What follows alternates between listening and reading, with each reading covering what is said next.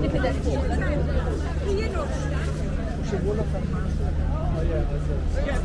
To get a picture with decent expectations or something. Woman in bed?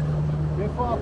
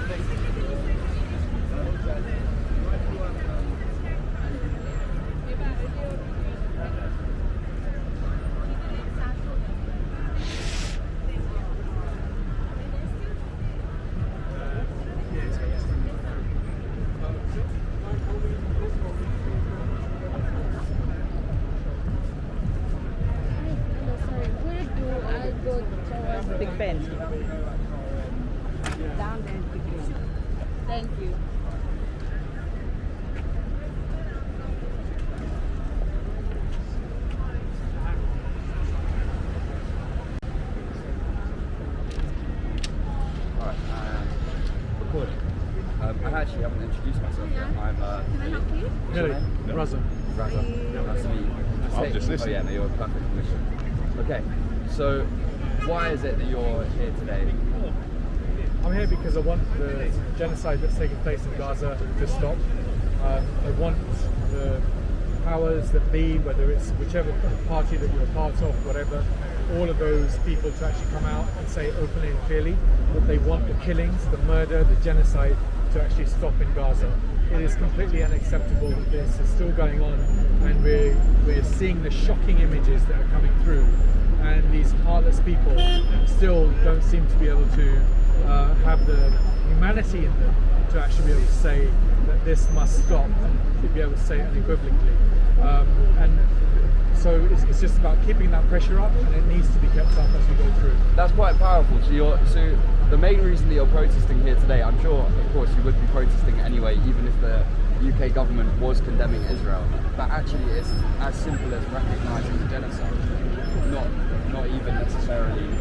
See, there is a number of levels of the protest. One is that simple kind of statement that, look, the killing, the genocide must stop.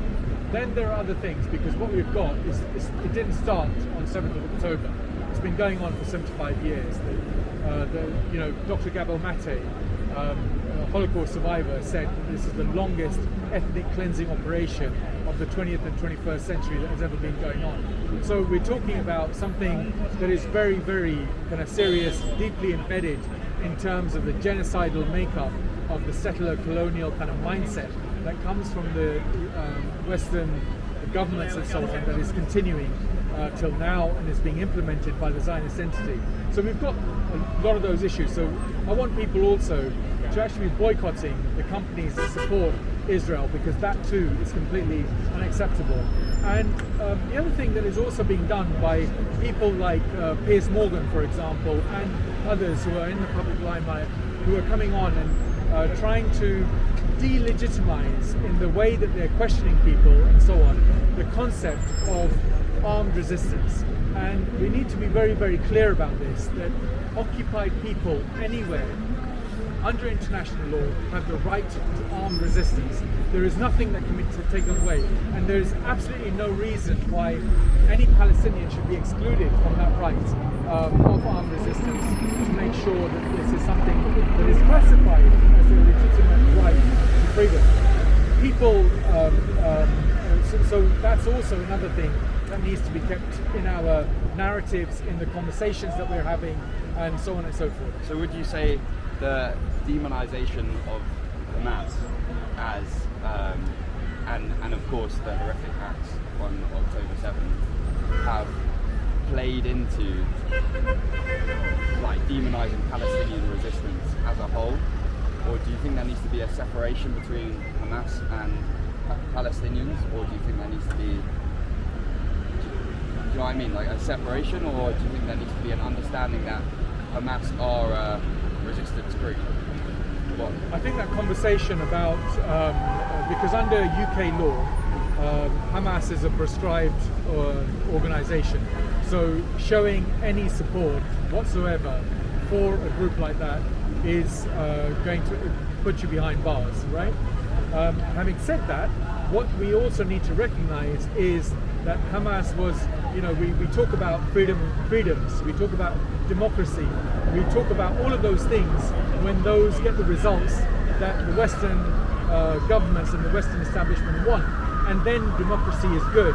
Otherwise they'll bomb you into democracy in various places in the way that they've done over decades and centuries and so on, and that will continue. That hypocrisy of Western establishment and the way that it goes about things is problematic in itself. So it's a much wider, if you like, conversation that is going on, that needs to be had in terms of what is going to be classified as resistance movements, as resistance groups, and what rights those resistance groups have, and to make sure that if you're going to have to talk about some of these things, that we need to remember that we talk about freedoms and freedom of speech, but actually that's an illusion, because the moment you start to talk about the realities on the ground of what's actually happening, then you are going to be restricted.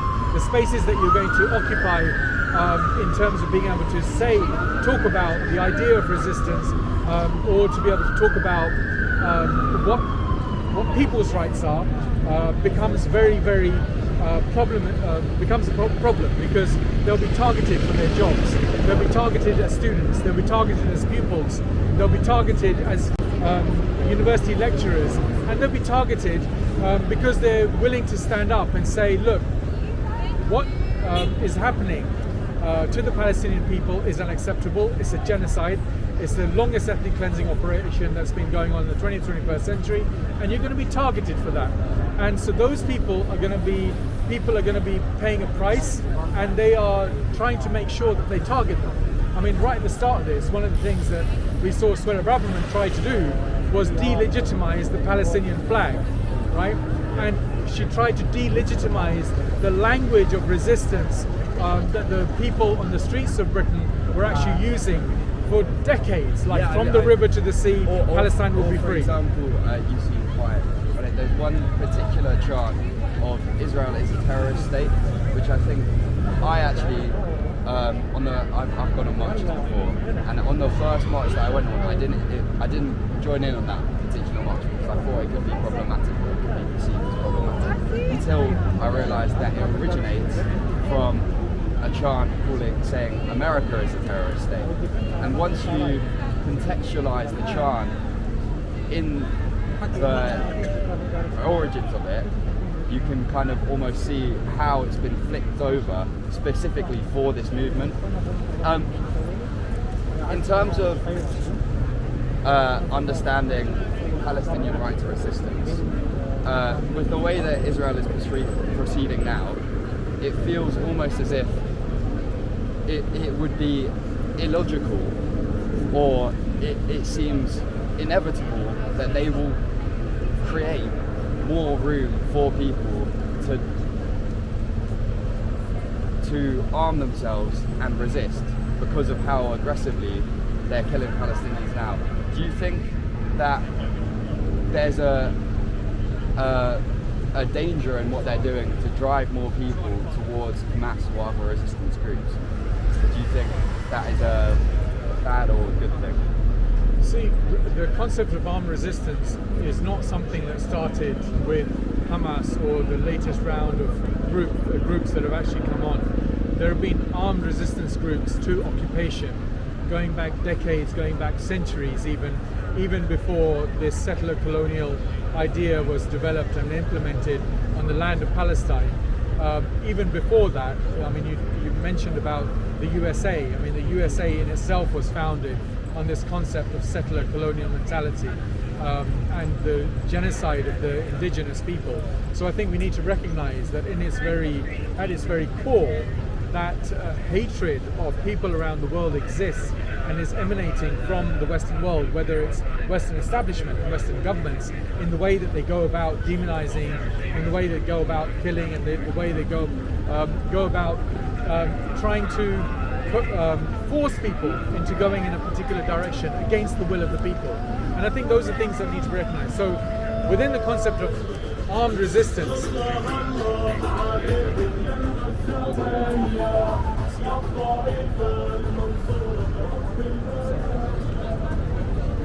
that right? Should I carry on? Okay, so within the concept of armed resistance, the phenomenon isn't anything new. If you occupy a people, you brutalize a people, you don't allow people to go to schools, you bomb their hospitals, you bomb their schools, you bomb the United Nations structures that exist within that area, you make it into a concentration camp, and it is a concentration camp, whether you call it an open air prison or whatever. It's an occupied piece of land that is under the control of the Zionist entity. Then what do you expect? What do you expect in terms of people actually saying, enough is enough, we're not going to continue with this, we are going to resist this? We've asked people, we've implored people, we've said, what is the United Nations doing? What is Britain doing? Britain is supplying arms. America is supplying arms to the Israelis. And this is something that is continuing. So instead of recognizing the pain that the Palestinian people have been subjected to, what they're doing is supporting the oppressor, supporting the colonizer, supporting the genocidal maniacs that have openly come out in the current Israeli government.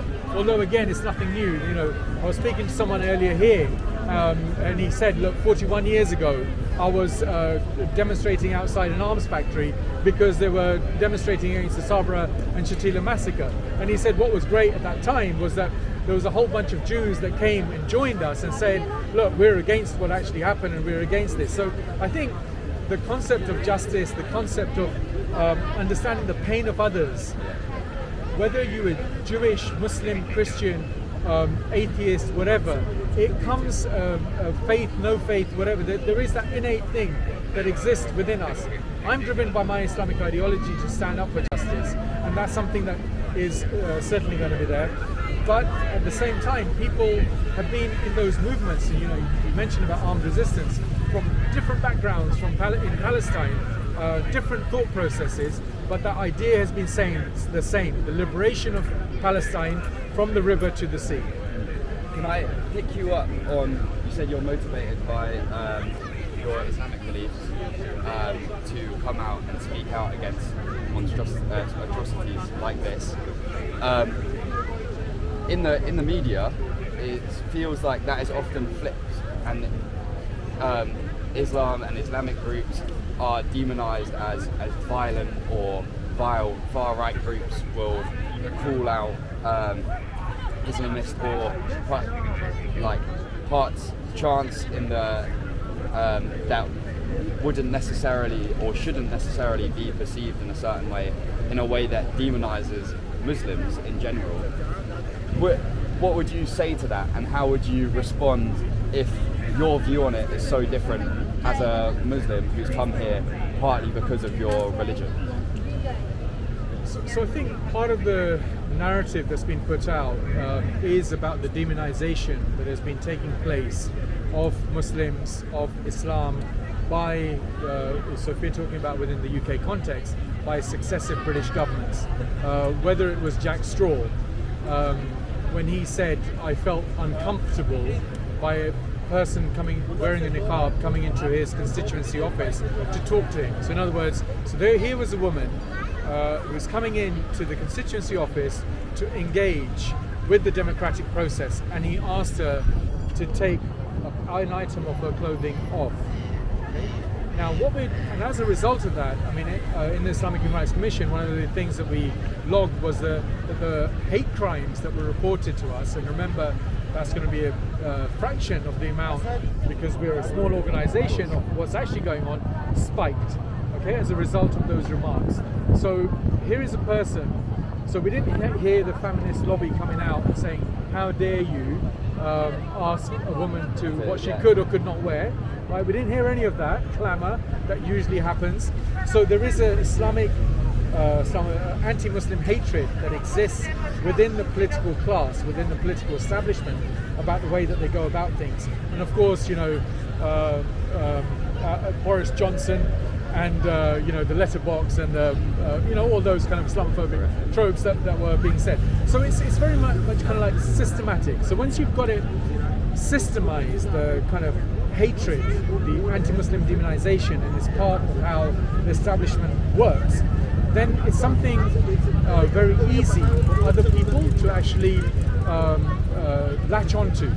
So when you've got the people on the far right, when you've got people attacking women, men, children, whatever, because they perceive them to be Muslim. And also within that context, the other thing that happens is that the general form of racism comes out, because people who are perceived to be Muslim, although they might not be Muslim, also get attacked. But that's part of that racist kind of thing, which has been, where the spotlight is being focused on that.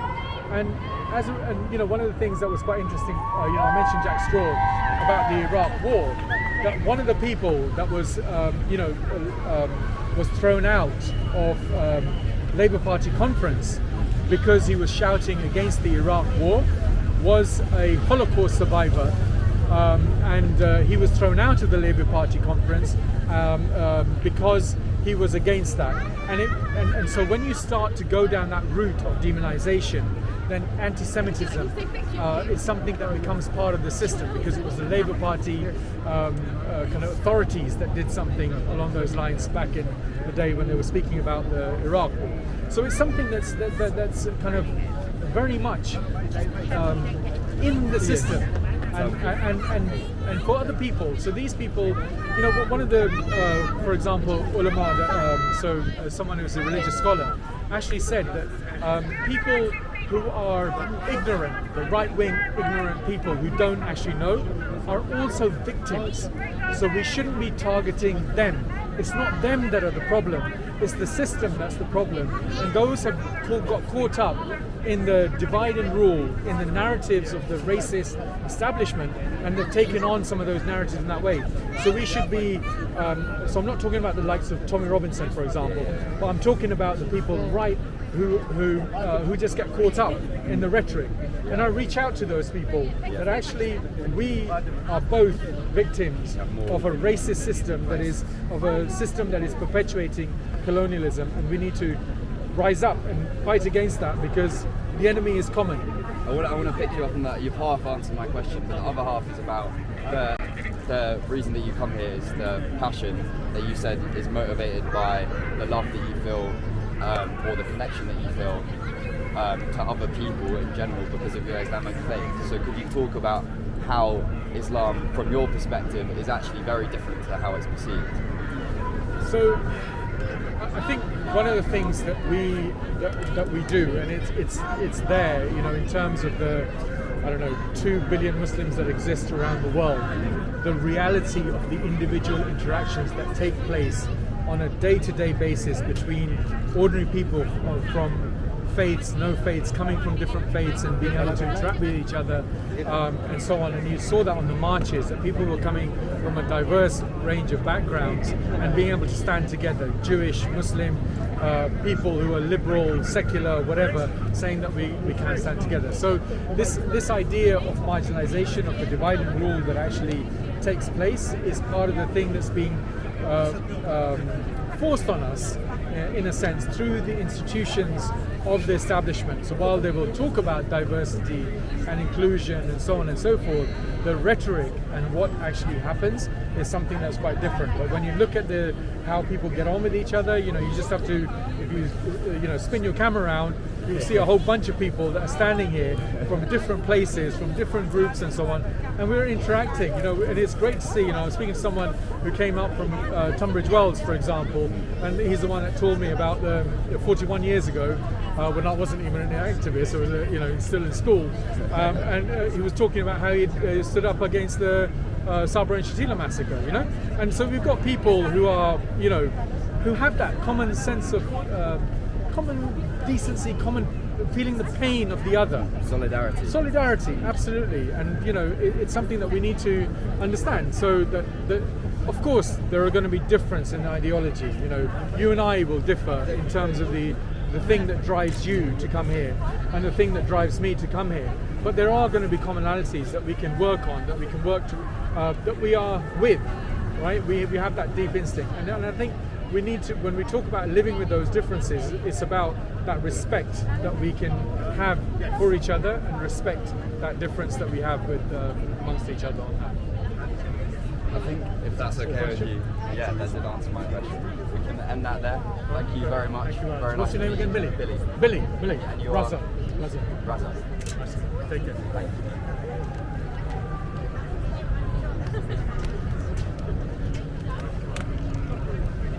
Have a good one. Hope it goes well for you. Good luck with your career.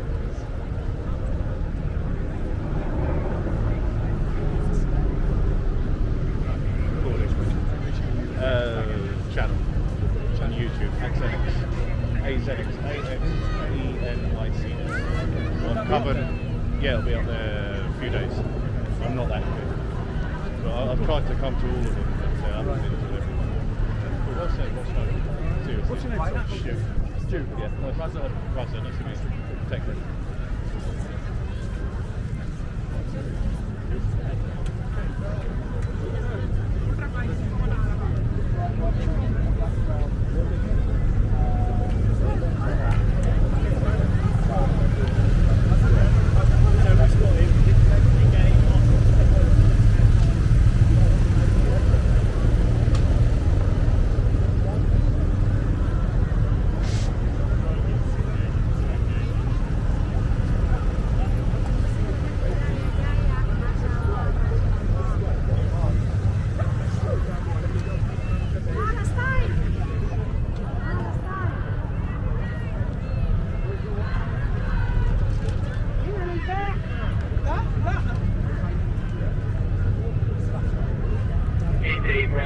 looking at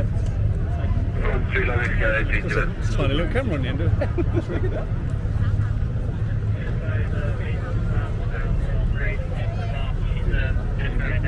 They tell me size doesn't matter. It used to be fascinating, didn't it, that we could get cameras into anything. Now it's just normal. That would be just blow your mind, wouldn't it, in the mid-90s? It's self-leveling. It's about as much as I wanted to carry around for 8 hours.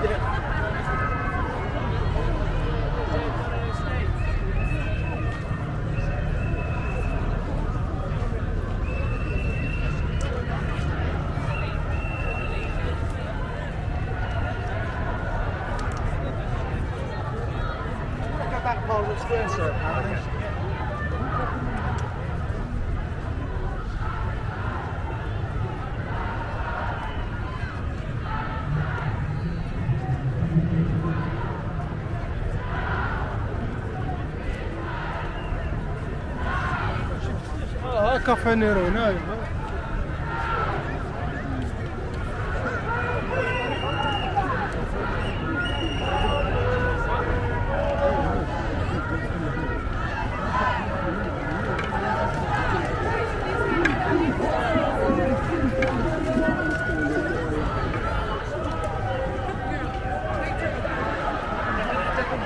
I mean, it celebrates Muslim servicemen.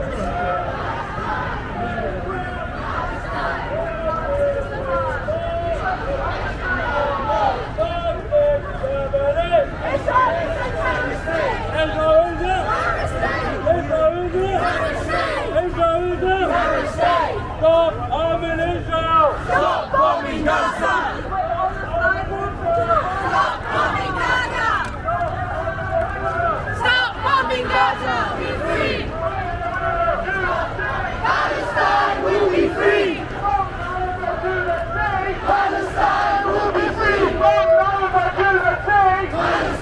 will be free! Palestine will be free! Palestine! Everyone turn off to me now. Ceasefire now. Ceasefire now. Ceasefire now! Ceasefire now! Ceasefire now! Ceasefire now! Ceasefire now! Ceasefire now!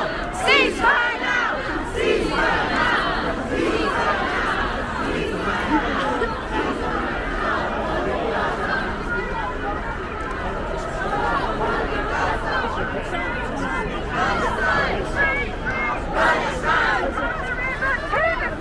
Palestine will be free!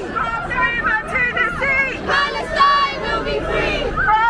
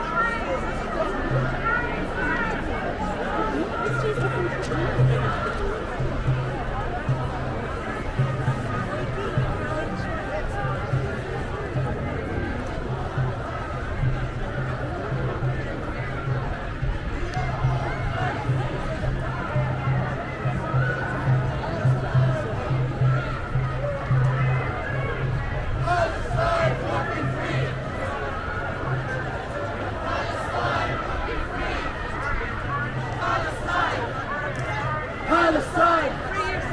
Palestine! Palestine! Palestine! Palestine! Occupation no more! 4673. Israel is a terrorist state!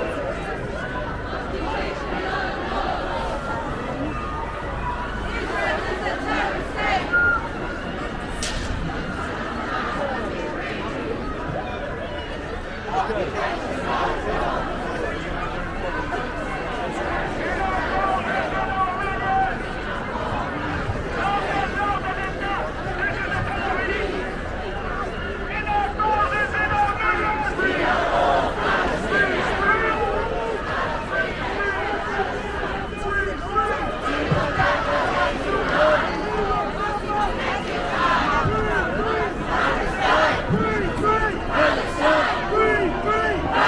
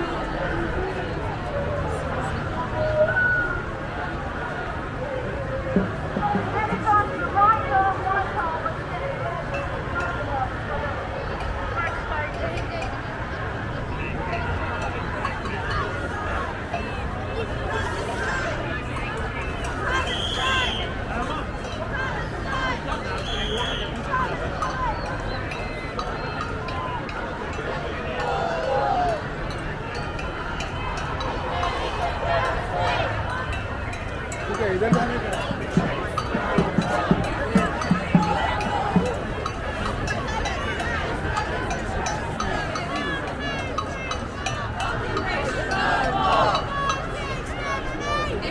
is a terrorist state. Palestine. Palestine. Palestine. Palestine. Iran.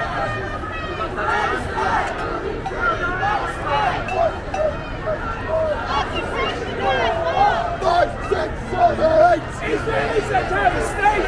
Israel is a terrorist state. Israel is a terrorist state. Israel is a terrorist state. No justice. No peace.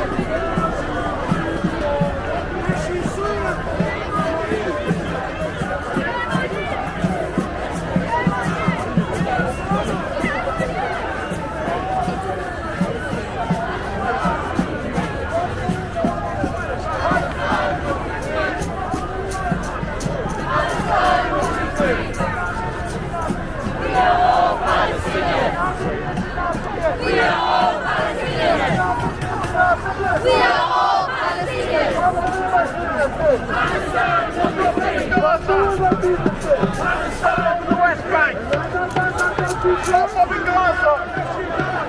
Stop bombing the West Bank! Stop bombing Gaza! No to Sunak, no to Starmer. Stop bombing the West Bank! On the target! Baby unit! On the target!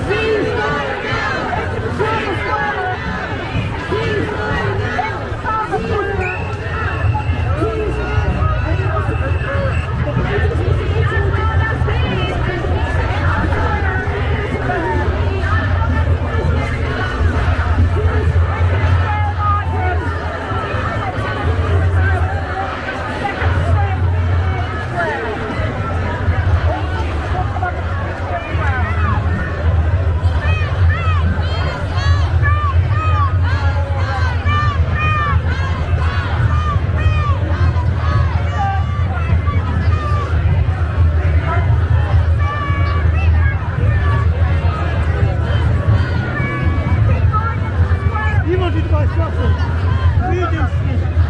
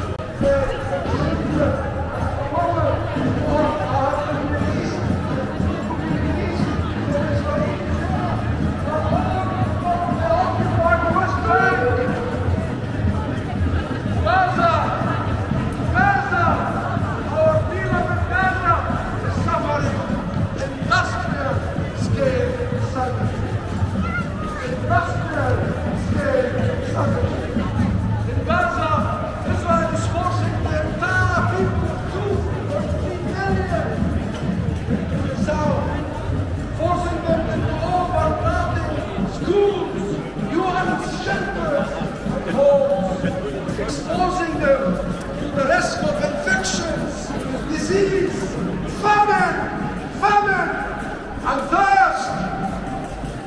Exposing them and all of us to a scar in our humanity, in our conscience, and all those in the south are still being bombed by Israel. Still being shelled by Israel. Israel is engaged in an all-out war, aggression against the Palestinian people, wherever we are, in Gaza, in the West Bank, inside the Green Line, and outside the occupied Palestinians. And not only that, Israel is engaged on a war. Israel is engaged in a war on international law and the global rules-based order. The world made a decision. The world made a decision after the horrors of World War II that the world will not allow for war to be the first option. That we shall try and let the African to end wars. War should go to the West. We should have rules for war. And war should have accountability. Israel has started. All we do, not only over the last 6 weeks, but over the last 75 years, remember of oppression, of occupation, of colonization, of ethnic cleansing, of arrests, taking hostage our children, our women. Those are the children they are releasing.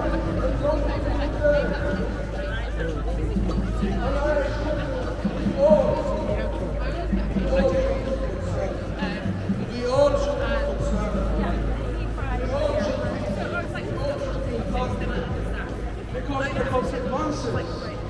Because the consequences of this, my friends, will not only be felt by the Palestinian people. The consequences of this will not only be felt by the Palestinian people. They will be felt by all of us. It will be felt by humanity. Israel has normalized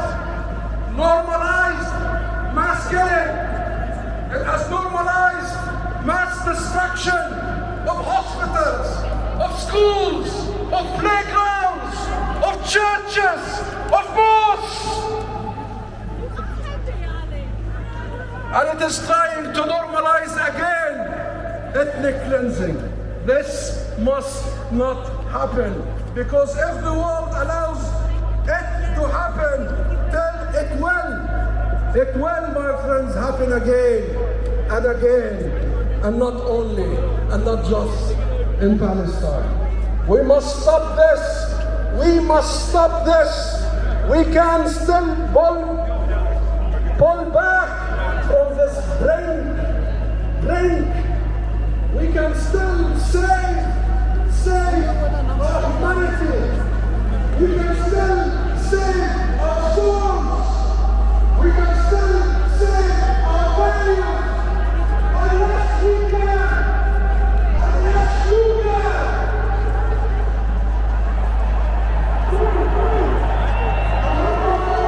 I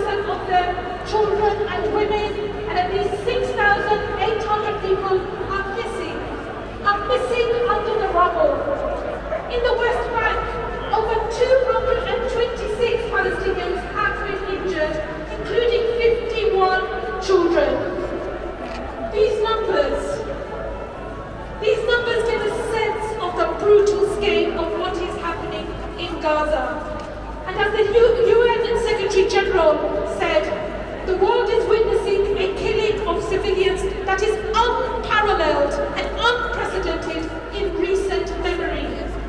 And it's not as though the last decades have not had painful levels of killing and suffering anywhere. So why is it? Why is this astonishing level of civilian slaughter being allowed to happen by the international community? Where is the urgency to put a stop to this? And why doesn't it? Why doesn't it rival the disgust at the suffering caused by other atrocities around the world?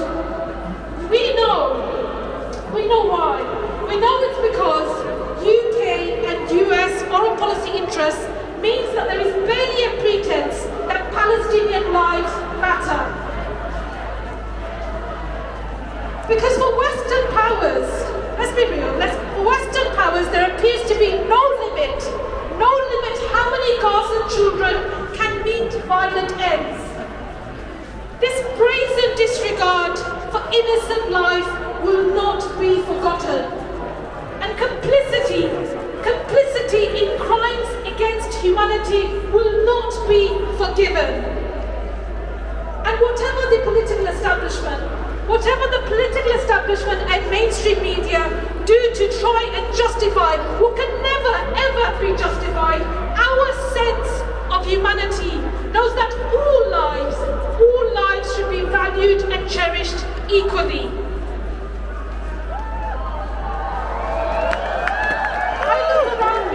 I look around me here today and I do feel a deep and profound sense of pride and belonging. I am so proud to see all of you here today on such a cold day, and so many people from East London, including in my constituency, who have demonstrated, I'm proud to represent you, you have demonstrated time and time again that we will stand up together against injustice, and we will keep coming together, all of us, we will keep coming together again and again, united, resolute, and without hesitation, calling for a permanent ceasefire. Calling for lasting peace based on justice and human rights, and calling for an end to the siege of Gaza. And yes, for the end to the ongoing oppression and dispossession of Palestinian people. Thank you, solidarity. Stay strong, everyone.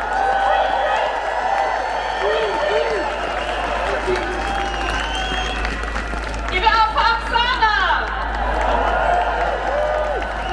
Introducing our next speaker, representing the Palestinian Forum in Britain, one of the co-organisers of today's rally. Please give it up for Malik Mohammed.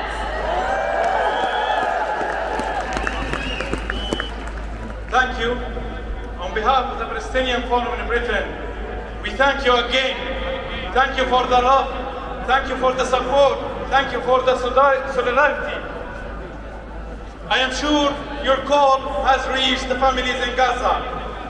But we shouldn't stop. We should continue because they still need us. Despite all of the misery, people there still stand feet. What we saw yesterday and this morning give us a little hope that at least something will end soon. They finally took a breath and show us how they are keen to go back to their homes, to continue their lives. Palestinian people still love life if they find a way to it. My heart drops each time I think that this can continue and resume. What's inhumane about giving people 4 days to pause and then start killing them again? And we will see another suffering as we saw in the last 48 days. We should keep calling for a ceasefire, a permanent ceasefire, until it happens.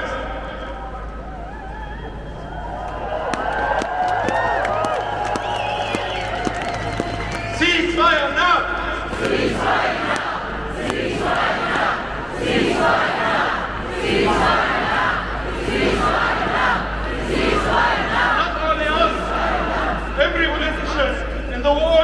especially in the UK, should call for a ceasefire. And if they don't, we need to put the pressure on them to call for a ceasefire. The international consensus that temporarily handling genocide is okay. That's disgusting. Netanyahu, Biden, Sunak, Starmer, all of them should appear. All of them should appear before the international court, and they can present their argument and to justify what they did. Please contact your MP and your local councillor and tell them to call for a ceasefire to do the right thing again. This conflict didn't begin 7 weeks ago. It's continuing since 75 years ago. Palestinians people tested all of the occupation, the suffering, the killing over all of the years. It's been said before that the old will die and the young will forget. I am originally from Palestine. My grandparents ethnically to Jordan, and I promise you will never forget. In the past, only thousands were in solidarity with Palestine, but now there are a million. So with one voice we will say, in a thousand, in a million, we are one Palestinian. In a thousand, in a million, we are all Palestinians. In a thousand, in a million, we are all Palestinians. Thank you.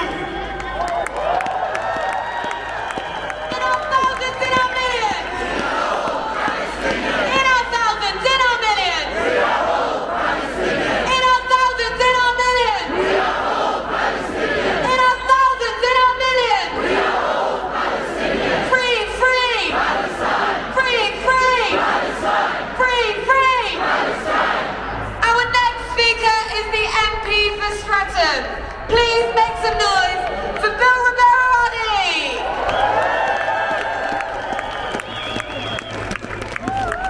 Thank you. It's another brilliant crowd, thousands of you. Because London says ceasefire now. Britain says ceasefire now.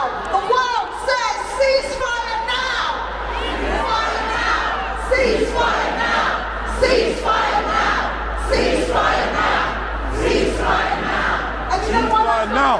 Because people are trying to pull the wool over our eyes. A 4-day pause is good.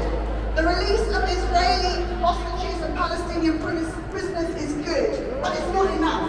We cannot let the bombing continue. We cannot let the massacres continue. We need a just and lasting peace. So to all those that continue to oppose a ceasefire, I have to ask, have you seen the pictures of learned children or the infants removed from incubators because of the shortage of fuel? What kind of inhumanity does it take to stand by and watch all of this happen and do nothing? Western governments should stop pretending that there is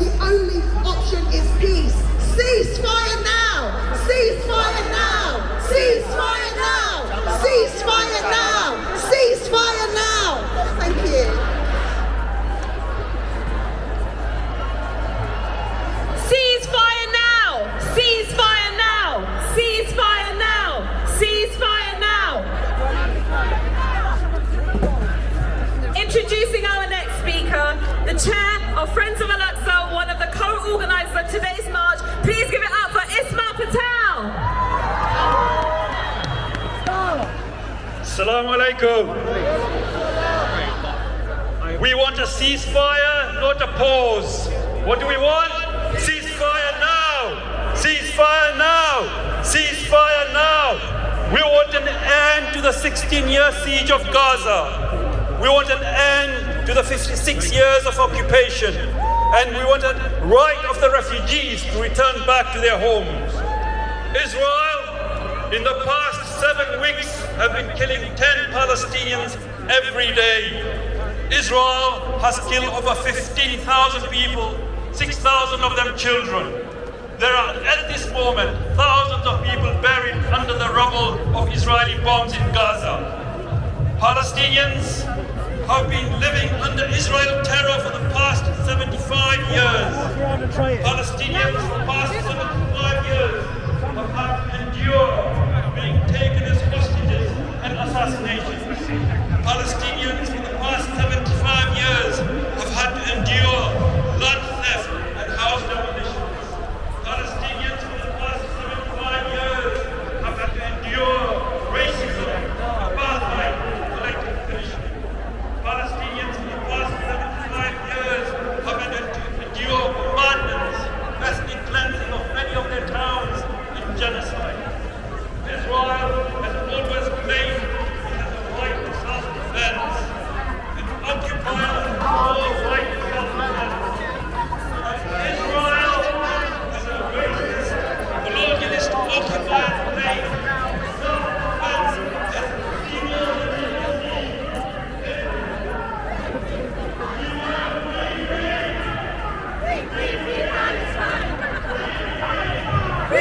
Free Palestine! Free Palestine!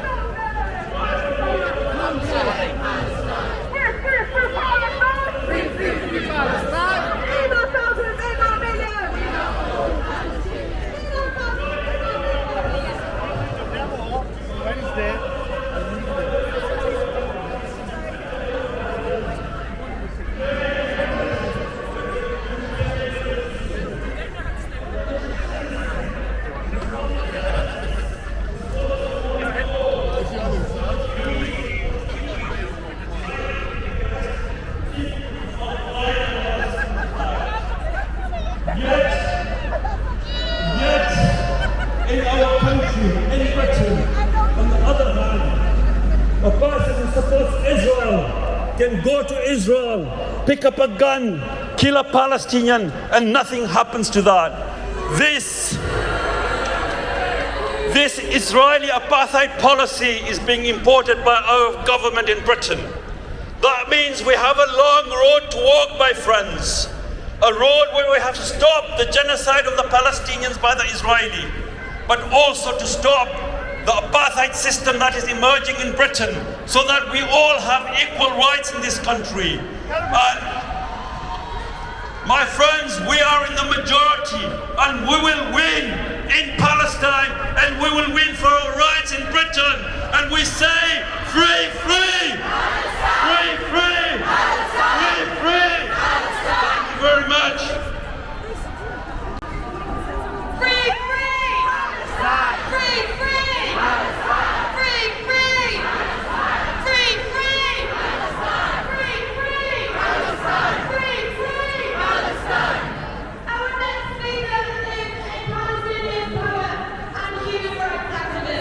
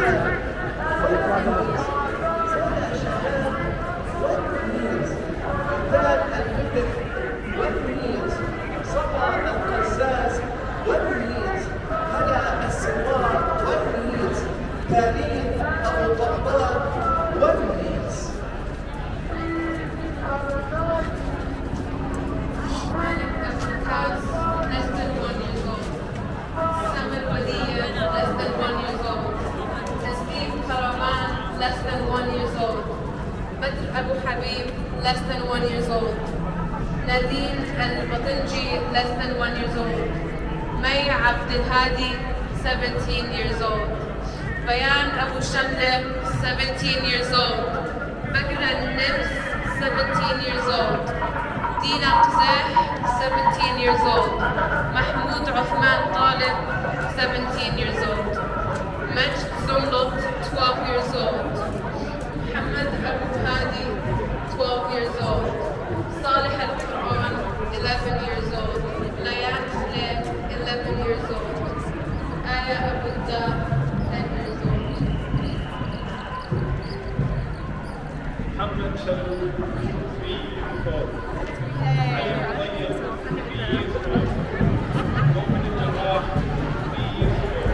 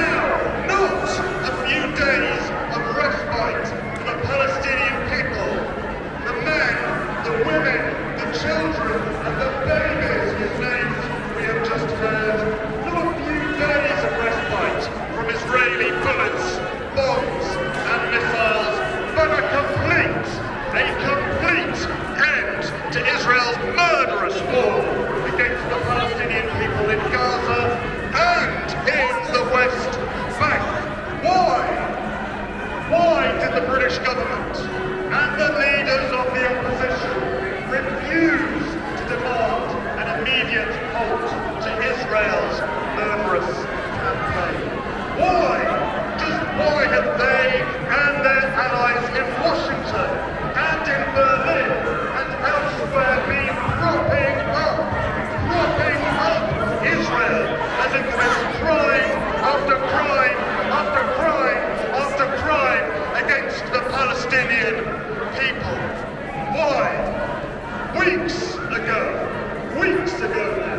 the leader of the opposition, Keir Starmer, was asked about a ceasefire.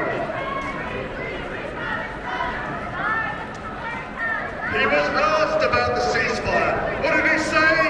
He said, not now, not now was his answer, as bombs and missiles raining down upon homes, schools and hospitals in Gaza.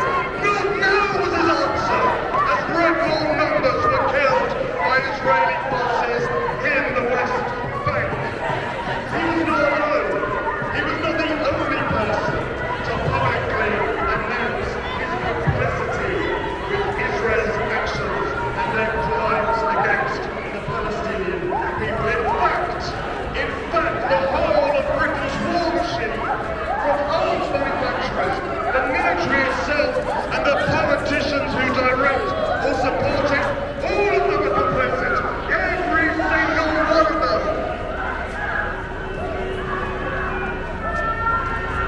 British naval vessels have been sent to the area to ensure security. That was the message from number 10 Downing Street. Whose security were they ensuring? Just whose security? The Palestinian people? No, of course not. Of course not the security of the Palestinians. British ships and aircraft have been sent to the region to ensure the security of the nuclear-armed state of Israel. The nuclear arms are the ultimate guarantor of security.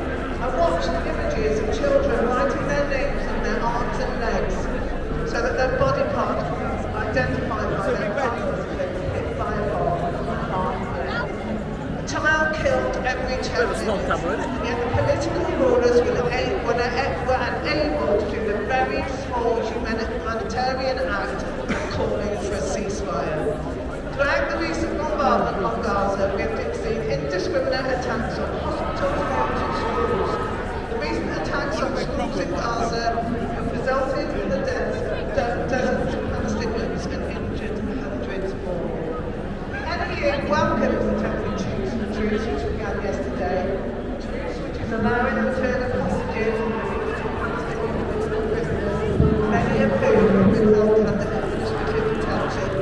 However, we have to recognise that a 4-day respite will do nothing to stop the relentless bombing and killing of Palestinians. Temporary is simply not long enough to address the humanitarian catastrophe in Gaza. As a union, we reiterate our call for an immediate and lasting ceasefire to get the civilians and enable supplies and urgent humanitarian aid into Gaza. Our union extends its solidarity to educators and unions and students. 130 teachers were killed, and fed up 103.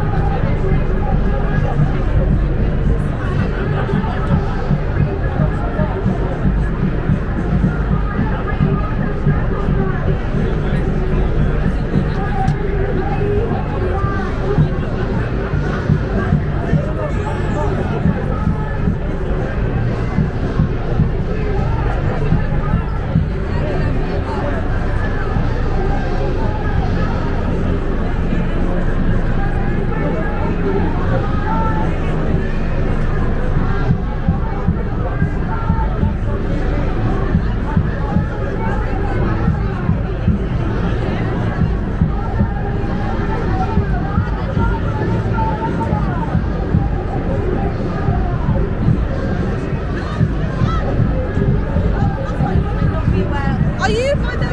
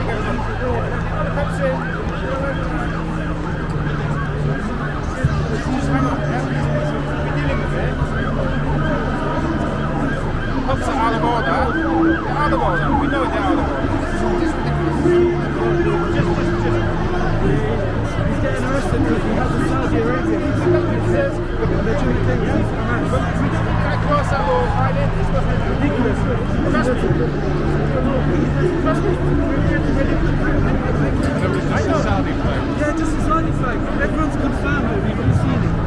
It's right in front of your video. If you have a video, it's wearing Saudi flag. Want to tell the camera what just happened? The guy over there, he was wearing a Saudi flag on his head. and they're trying to claim he's Hamas, so they've now arrested him. So they're arresting him based on similarity between the flags. So essentially the Saudi flags looks relatively similar to what Hamas were sometimes, and they said because it's similar, look, they're different. Yeah. They're different. That's the point.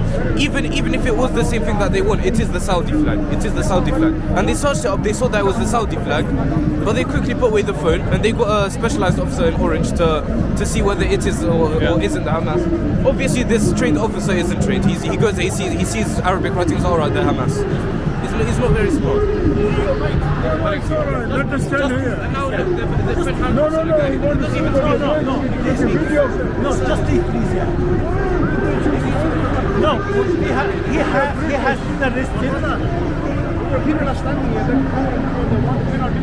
We're staying here. We're not going to push him. Why are you staying?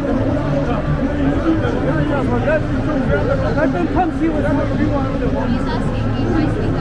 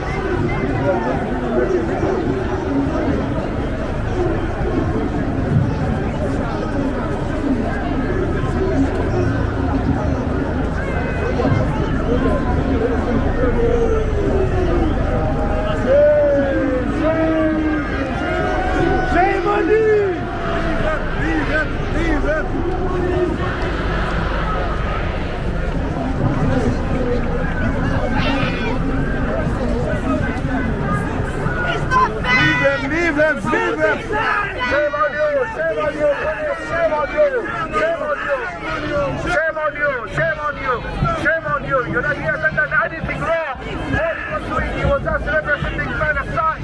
Shame on you, police. Shame on you. You are a cut. You know, this is a shameful act that you are doing in the light of just because you support Israel. This is a shame on you. Shame on you. He's an innocent guy. He can't even defend himself. He can't even speak English. You should release him.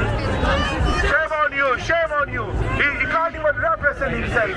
He's such an innocent guy, you know. He can't even defend himself. He can't even speak English. If you get arrested, you have got no idea when you arrested him. Again. This is a very unfair police policy. Very, very unfair police policy, you know. You shouldn't be arresting him. You shouldn't let him go.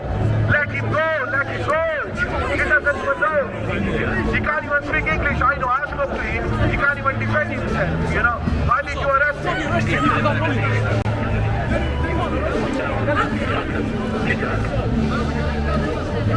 You can't leave lack of knowledge and suspicion, okay?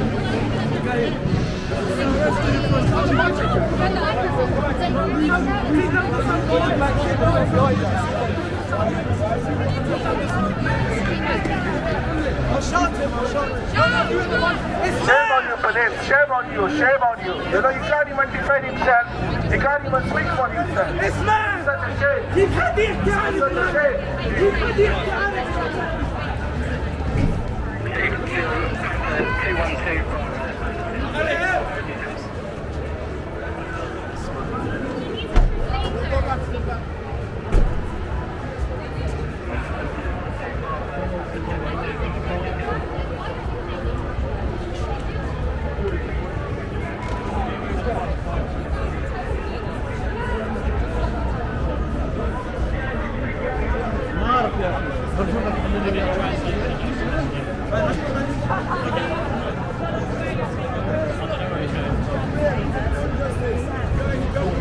For the freedom of Palestine. You arrest him, man.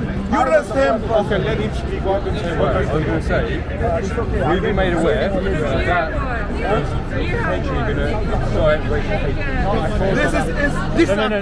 read La ilaha illallah Muhammadur Rasulullah. We all believe in that. You just seen the sword on it. My brother, okay, let me see. In your religion, you got karpan, yeah? Yes. That's your religion, karpan, the sword, yeah? But that's the religion of the Saudi people. They got a sword. That's their religion. Yeah, okay, that's fine. The guy can't even speak English. This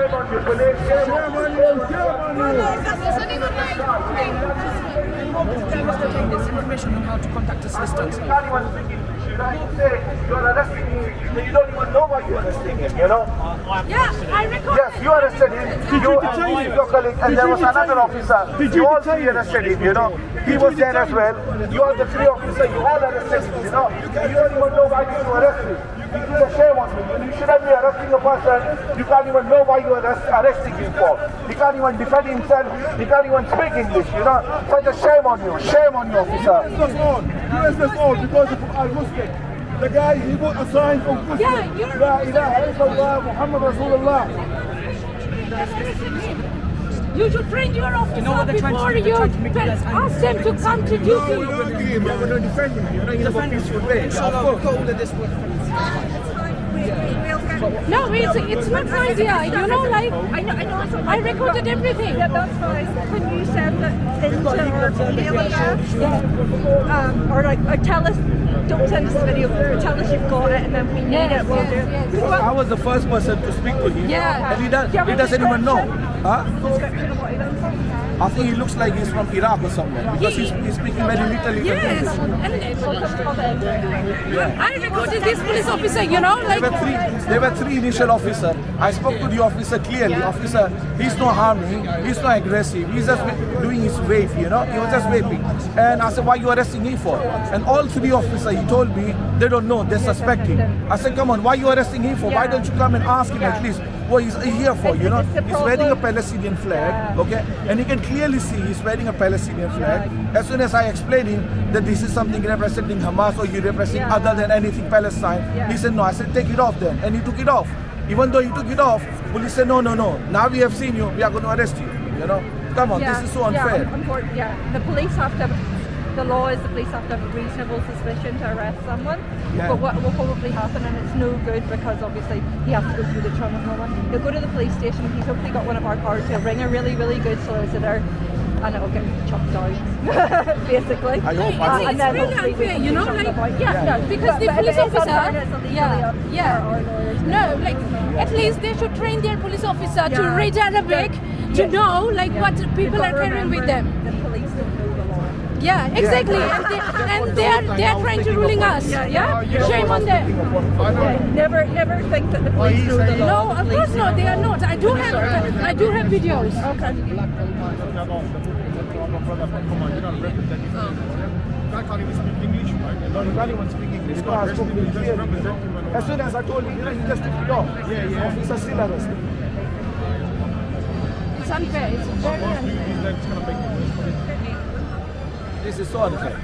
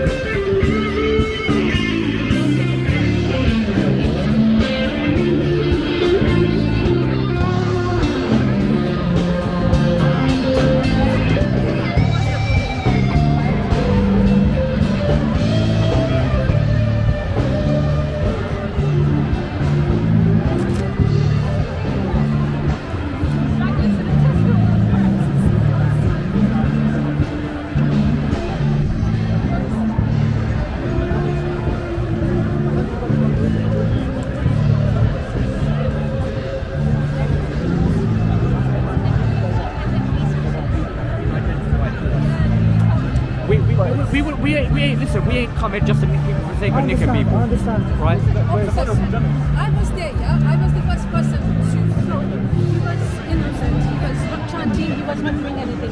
He couldn't speak English. That's why he didn't defend himself. I wasn't the arresting officer. I wasn't even there initially when it happened. Yeah, I do have videos. I wasn't there initially when it happened. Yeah, I do have videos. It's very unfair, you know? Listen, let's just hope it works out for him, alright? Okay? Yeah.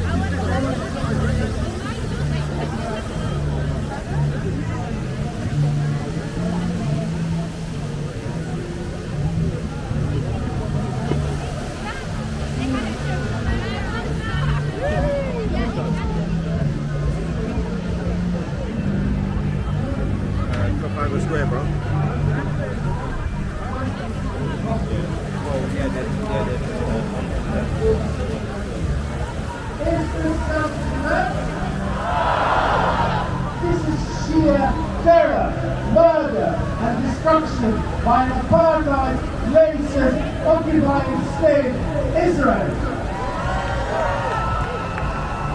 So this is what we've been witnessing, and this is what we have unfortunately become almost sanitized watching on our television. What has upset me the most is the normalization of the slaughter of children. Every day, on average, 130 children have been killed by Israel. This supposed democracy, this supposed ally of a place like the UK. It should be an ally, it should be employed for political sanctions and thrown out of the organization for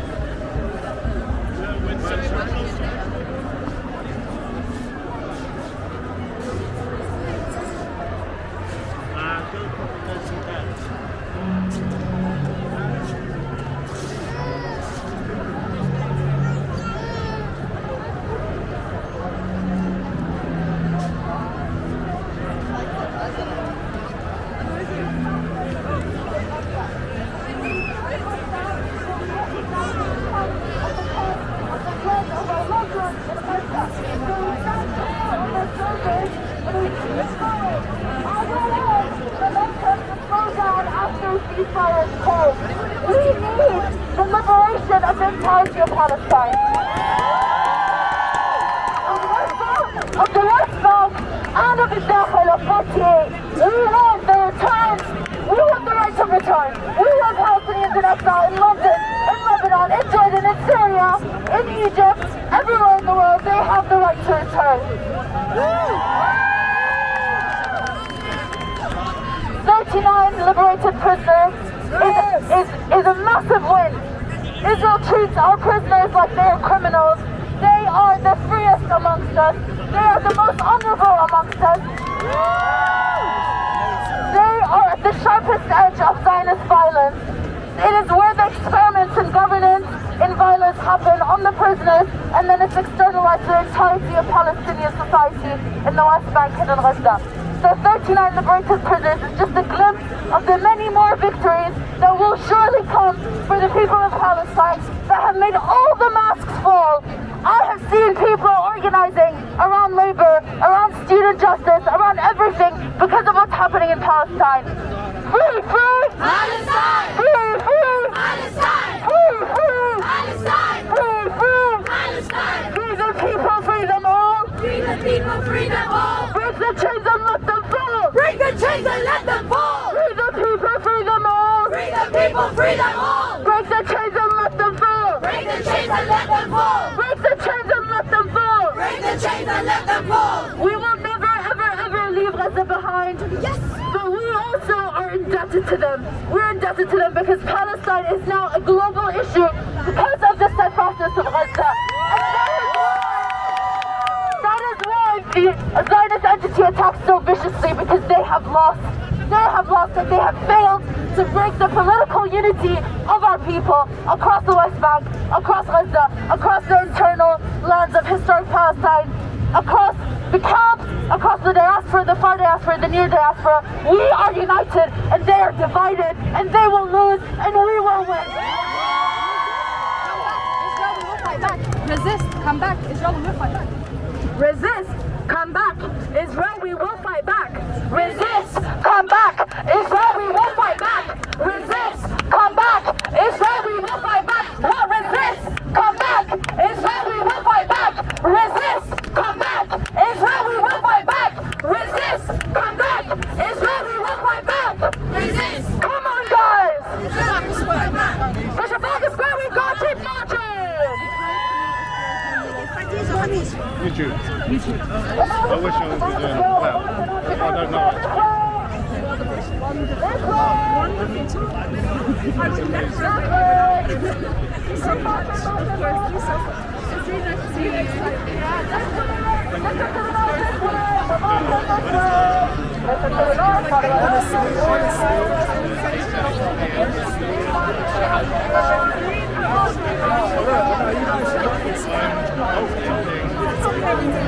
So follow the Palestine.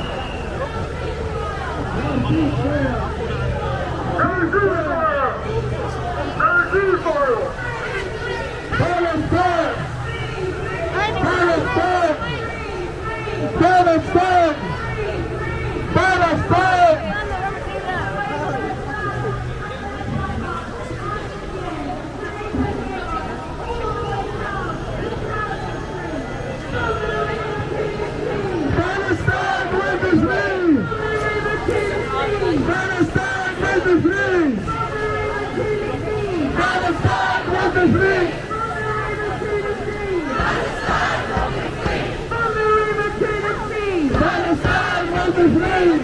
Enough thousands, enough millions! We are all Palestinians! Enough thousands, enough millions! We are all Palestinians! Enough thousands, enough millions! We are all Palestinians! Enough thousands, enough millions! We are all Palestinians! Enough thousands, enough millions! We are all Palestinians! Enough thousands, enough millions! We are all Palestinians! Free, free! Palestine! Free, free! Palestine! Free, free! Palestine! Free, free! Palestine! Free, free! Palestine! Free, free! Palestine! Free, free! Palestine! I'd like to tell you one. When I say something, you say stop. Down. The occupation. The wall.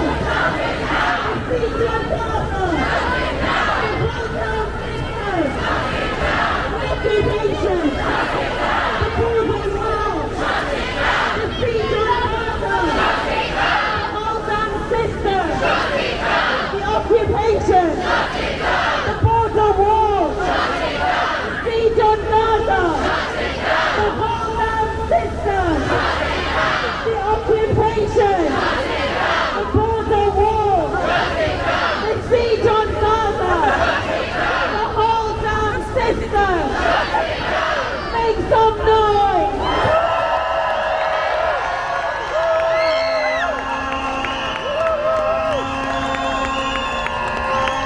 Thank you so much, everybody, for being here today. The organisers are announcing that 300,000 people have marched in London today. A big round of applause, you deserve it, for coming out from all over the country in the cold to demonstrate.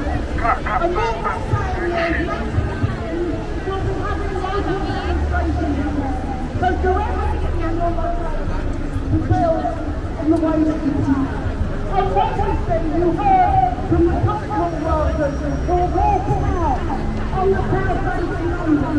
University lecturers that have raised money every walk in solidarity with Palestine and Lebanon as well.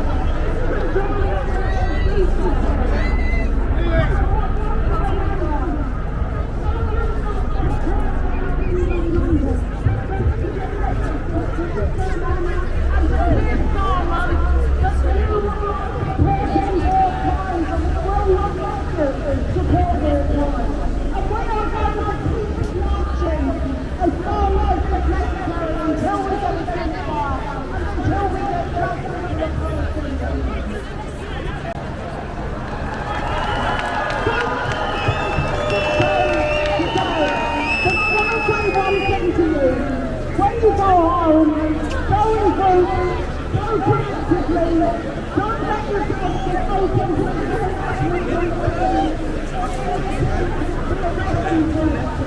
make sure that you do to get home.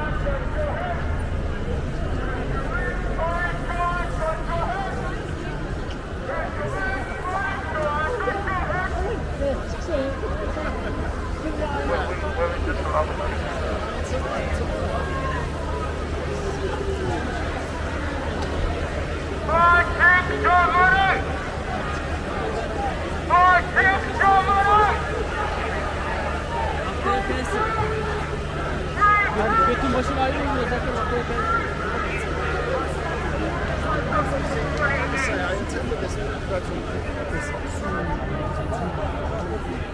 He's literally